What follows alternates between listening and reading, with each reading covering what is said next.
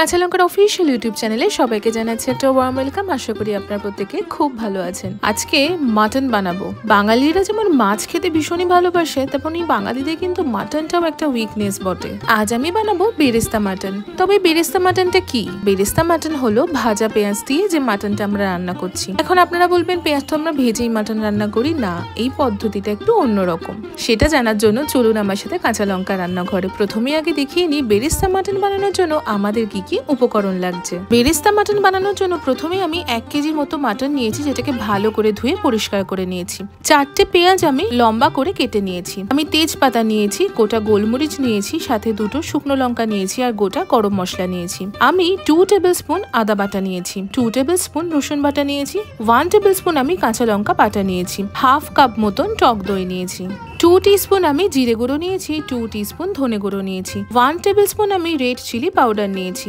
2 teaspoon আমি হলুদ গুঁড়ো নিয়েছি, 2 টিস্পুন আমি কাশ্মীরি রেড চিলি পাউডার নিয়েছি, 1 টিস্পুন আমি গরম মশলার গুঁড়ো নিয়েছি, কাজু বাদাম নিয়েছি আমি পরিমাণ মতো, 7 থেকে 8টা কাঁচা লঙ্কা নিয়েছি, স্বাদ মতন চিনি নিয়েছি, স্বাদ মতন নুন নিয়েছি আর নিয়েছি কেওড়ার জল। বেরেস্তা মাটন বানানোর জন্য আমাদের ঠিক এ কটাই উপকরণ লাগছে। চলুন এবার রান্নাটা শুরু করি। রান্না শুরুর প্রথম স্টেপে আসি। প্রথম স্টেপটা হলো মাটনটাকে আমাদের ম্যারিনেট করে নিতে হবে। তার জন্য প্রথমে মাটনে আমি স্বাদ মতো নুন দিলাম, সাথে দিয়ে দিলাম টক দই, 1 টেবিল স্পুন সাদা তেল, 1 টেবিল স্পুন আদা বাটা, 1 টেবিল স্পুন রসুন বাটা, সাথে দিলাম আমি কাঁচা লঙ্কা বাটা। এবার দিলাম হাফ টিস্পুন মতন কেওড়ার জল। ভালো করে মাটনের সাথে সমস্ত মশলা একটুখানি ম্যারিনেট করে নেব। এই ম্যারিনেশনটা কিন্তু ওভারনাইট রাখতে পারলে সব থেকে ভালো হয়। তবে হাতে যদি সময় না থাকে অন্তত পক্ষে চেষ্টা করবেন 4 থেকে 6 ঘন্টা যেন ম্যারিনেশনটা রাখতে পারেন। যদি মনে করেন যেটা ডিনারে বানাবেন, সেক্ষেত্রে সকালবেলা বাজার থেকে মাটনটা এনে কিন্তু ম্যারিনেট করে রেখে দিতে পারেন। আর দুপুরে বানালে আগের দিন রাত্রিবেলা যদি ম্যারিনেট করে রেখে দিতে পারেন তাহলে কিন্তু খুবই ভালো হয়।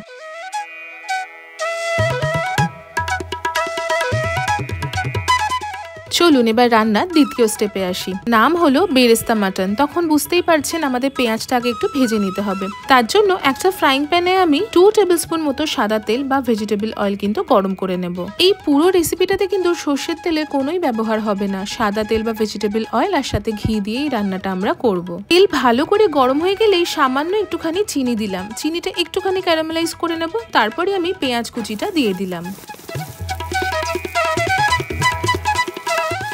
ব্যাস, এইবার পেঁয়াজটাকে কিন্তু খুব ভালো করে আমাদের ভেজে নিতে হবে। পেঁয়াজ ভাজার সময় ওপর থেকে সামান্য একটুখানি নুন ছড়িয়ে দেব। যেহেতু এটা বেরেস্তা বাটন, সেই জন্য কিন্তু পেঁয়াজ ভাজাটা খুব ভালো করে ভাজতে হবে। শুধুমাত্র আমরা খেয়াল রাখবো পেঁয়াজটা যেন আমরা অতিরিক্ত পুড়িয়ে না ফেলি। মোটামুটি 4 থেকে 5 মিনিট হাতে সময় নিয়ে কিন্তু পেঁয়াজটাকে একটু ভেজে নিতে হবে। দেখুন পেঁয়াজের রংটা কিন্তু সুন্দর বদলাতে শুরু করেছে। প্রথমেই বলেছি ওভার ফ্রাই কিন্তু করবেন না। আমার পেঁয়াজটা কিন্তু সুন্দর ভাজা হয়ে গেছে। এবার আমি পেঁয়াজ ভাজাটাকে একটু তুলে রাখবো বা একটু ঠান্ডা করে নেব। এবার রান্নার তৃতীয় স্টেপে আসি। এবার মাটনটাকে সেদ্ধ করে নেবার পালা। আমি একটা প্রেসার কুকারে 2 টিস্পুন মতো ঘি একটু গরম করে নেব। ঘি গরম হলেই দেব তাতে তেজপাতা, শুকনো লঙ্কা আর গোটা গরম মশলা। ভালো করে একটু সতে করে নেব মিনিট খানেক মতন। ঘি থেকে যখন সুন্দর একটা গরম মশলার গন্ধ বেরোতে শুরু করবে, সেই সময় কিন্তু একে একে ম্যারিনেট করা মাটন পিসগুলো আমরা দিয়ে দেব।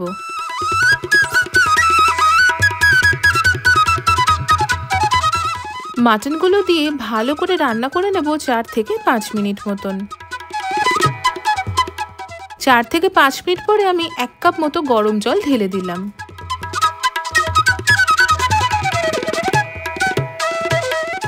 গরম জলটা ঢেলে দেওয়ার পর মাটনটা আমি খানিকক্ষণ একটু ফুটিয়ে নেব। অন্যদিকে আমি একটা ব্লেন্ডারে হাফ পোর্শন মতো ভাজা পেঁয়াজটা দিয়ে দিলাম, সাথে দিয়ে দিলাম কাজু বাদাম।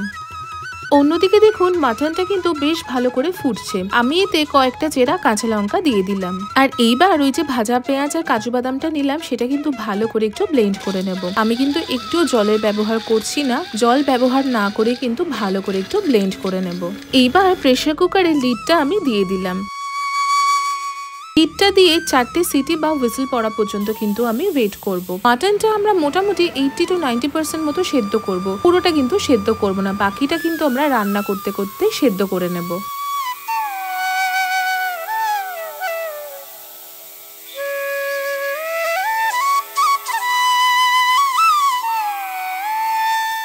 মোটামুটি সবকিছু রেডি হয়ে গেছে। এবার চলে আসি আমাদের ফাইনাল স্টেপে। আমি একটা বড় প্যান বা কড়াই নিয়েছি, তাতে আমি 1 টেবিল স্পুন মতো ঘি আর 1 টেবিল স্পুন মতো সাদা তেল বা ভেজিটেবল অয়েল ভালো করে একটু গরম করে নেব। তেল আর ঘি গরম হলেই আমি দিয়ে দেবো ভাজা পেঁয়াজ আর কাজু বাদাম বাটা। এই ভাজা পেঁয়াজ আর কাজু বাদাম বাটাটা দিয়ে মিনিট 2 ভালো করে কিন্তু একটু রান্না করে নেব।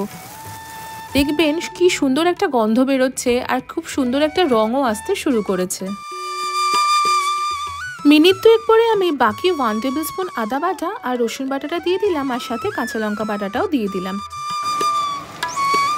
ভালো করে কষিয়ে রান্না করে নেব যতক্ষণ এই আদা রসুন থেকে কাঁচা গন্ধটা যাচ্ছে আর তেল ছাড়তে শুরু করছে।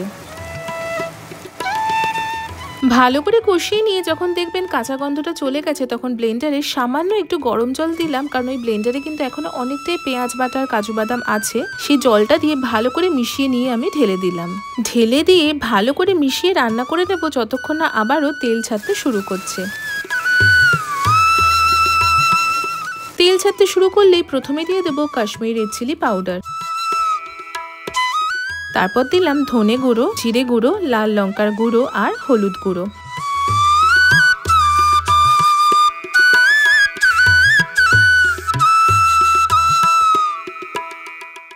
ভালো করে সব কিছু মিশিয়ে নেব।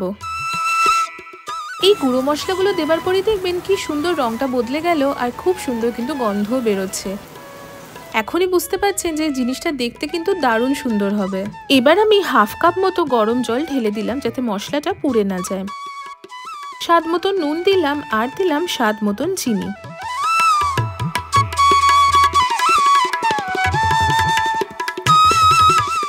ভালো করে মিশিয়ে নিয়ে সিদ্ধ করা মাটন পিসগুলো কিন্তু আমি একে একে দিয়ে দেবো।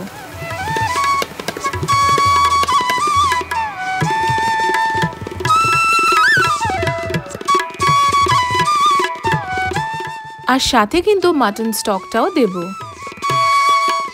মাটনের রেসিপি বলতেই আমরা বুঝি আলু দিয়ে মাটনের ঝোল বা মাটন কষা। কখনো কখনো একটু অন্যরকম মাটনের রেসিপি করে দেখবেন, ভীষণ ভালো লাগে খেতে। যেমন এই বেরেস্তা মাটন, এটা কিন্তু রুটি পরোটার সাথে ভীষণ ভালো লাগে খেতে, বা পোলাওয়ের সাথে খেতেও ভীষণ ভালো লাগে। আমি তো আগেই বলেছিলাম যে আমি মাটনটা 80 to 90% মতো সেদ্ধ করে নেব, বাকিটা আমি কিন্তু এই মশলার সাথে কষিয়ে সেদ্ধ করব। এবার আমি চাপা দিয়ে দিলাম। চাপা দিয়ে লো টু মিডিয়াম ফ্লেমে 12 থেকে 15 মিনিট মতন কিন্তু আমি রান্না করে নেব। 12 থেকে 15 মিনিট পরে আমি একটু চাপাটা খুলে আপনাদের দেখাই। বলুন তো কেমন দেখতে লাগছে, কি সুন্দর রংটা এসেছে আর গন্ধটা যা বেরিয়েছে সেটা তো আপনাদের বাড়িতে ট্রাই করে দেখতে হবে আর কমেন্ট সেকশনে অবশ্যই জানাবেন। মাটন কিন্তু খুব সুন্দরভাবে সেদ্ধ হয়ে গেছে। বাকি যে পেঁয়াজ ভাজাটা আমি রেখেছিলাম সেটাও আমি ঢেলে দিলাম। পেঁয়াজ ভাজাটা দিয়ে ভালো করে সবকিছু একটু মিশিয়ে নিলাম।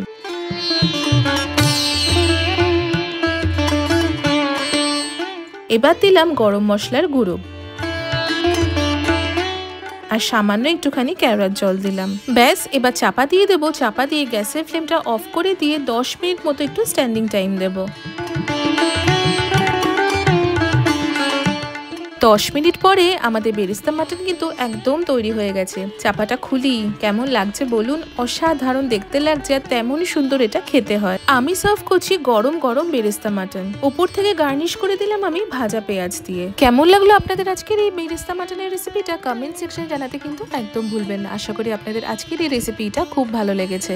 যদি আমাদের এই ভিডিওটা ভালো লেগে থাকে তাহলে অবশ্যই আমাদের চ্যানেলটা সাবস্ক্রাইব করবেন, আমাদের এই ভিডিওটা লাইক করবেন আর ভিডিওটা প্রত্যেকের সাথে শেয়ার করবেন। দেখা হবে কাঁচা লঙ্কার আরো একটা খুব সুন্দর রেসিপির সাথে। ততক্ষণের জন্য প্রত্যেকে খুব ভালো থাকবেন, সুস্থ থাকবেন আর কাঁচা লঙ্কাকে এইভাবেই ভালোবাসা সাপোর্ট দিতে থাকবেন। See you soon and happy cooking.